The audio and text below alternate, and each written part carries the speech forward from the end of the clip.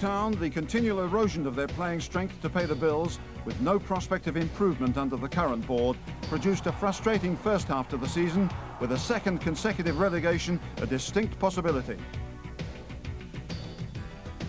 But after being bottom in January, things picked up. The defence was more secure, good football brought dividends, if too many draws, but there are fears for the summer.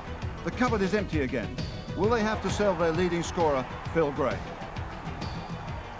Over to you. Well, I'm only the manager, so I don't know the answer to those questions, but what I do know is that when the club lost the goals commodity, people like Dowie and Black and Elstrop almost overnight, it's very difficult to replace goal scorers. And the team and the players and the supporters have been magnificent this season. We've battled tremendously well. Since November, we've only lost 6 out of 26, but of course, as the positive people tell me, well, we haven't won enough, and it's quite true.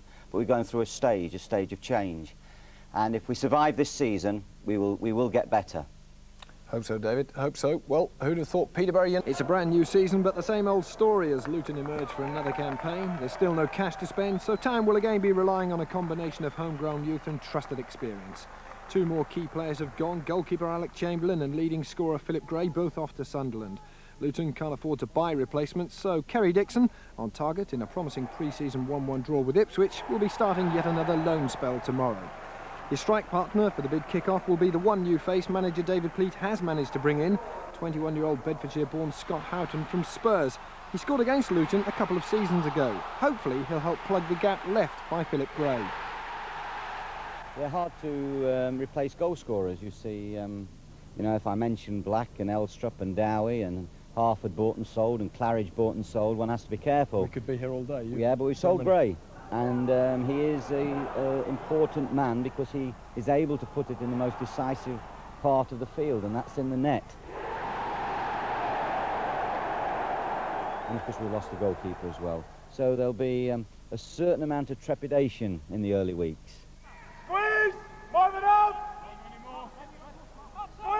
American goalkeeper Jurgen Sommer makes his league debut against Watford tomorrow. That's followed by games against Portsmouth and Nottingham Forest. A tough early test for Luton, notoriously bad starters. So a repeat of last season's local derby success would do confidence a power of good. Can he make it another one? A wonderful goal! Scott Oakes makes it 2. The couple of years I've been here, and I've been talking to some of the players who have been here a bit longer, we haven't started very well at all. It's been an uphill battle really from the end of November to try and get in touch to stay out of relegation trouble. So it's important that we get a good start this season. The Watford game is a great game for all the fans, and obviously the first game of the season as well, being a local derby, gives it that extra incentive. Our priority obviously is to get mid-table and then see if we can push from there at Christmas time. That would be very nice indeed. What would also be very nice indeed is for the man in charge at Luton to spend some money on new players, but he insists the club must first balance the books. Only then will David Pleat be allowed the luxury of strengthening his squad. David's job has not been easy for him.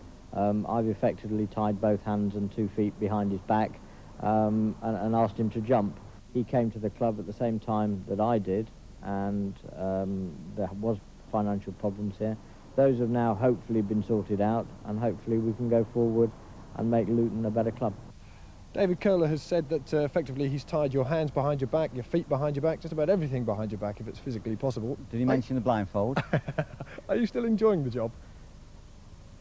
Yes, because when you're out with the players, it's lovely to see them progress and work and see if they can cope and understand little things. And you always hope that you are able to build a club again. That should be the role of management, not just to have quick success and nip off to the next job, to spend a good time and build a club properly. Now, it took 11, 12 years before. This is another era, and if it can be done again, I know what an achievement that will be.